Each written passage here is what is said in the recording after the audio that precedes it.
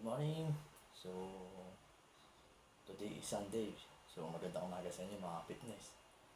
So, today is 5:44. So, bibigyan ko kayo ng tip para sa diet. So, kung magpapaganda kayo ng katawan, magpapa six pack abs. Ayan. So, ito yung kamote. Ayan, dalawang kamote siya. Tapos, yung itlog. Ito, protein. So, ang isang itlog is nasa 6 grams. 6 grams of protein. Yung isang itlog. So,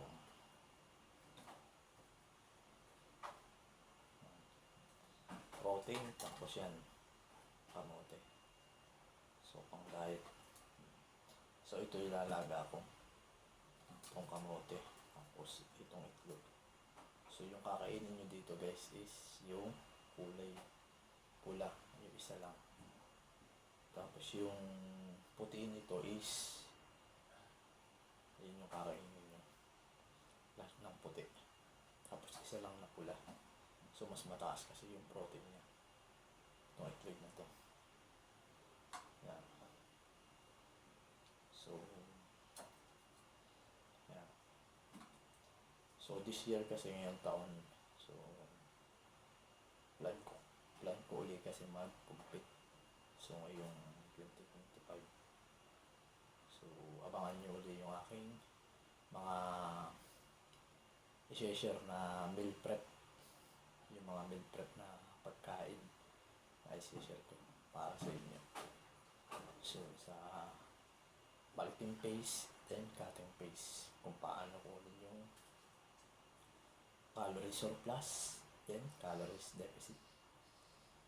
So, kung paano mag-add ng calories sa My Fitness Pal.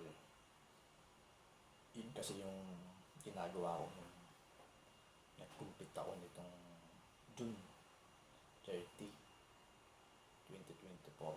Ito na ang taon na to. So, meal prep ako nun. So, naka-track yung aking kinakain sa isang araw. Yun, naka-track yung pagkain na kinakain ko. Kasi naka-prep tayo dahil may competition akong pinaghahandaan. So, yun lang mga kapit. So, ito, ilalaga ko na itong itlog tsaka kamote. So, ito yung tip ko sa inyo. Kung gusto nyo ng magpaganda ng katawan. So, wala pa pala dito yung oatmeal. Yan. So, wala pa dito yung oatmeal. Tapos saging. Yan. Wala pa dito yung oatmeal. Tsaka saging. Mga kapit. So, yun lang. Stay fit and healthy lang tayo palagi.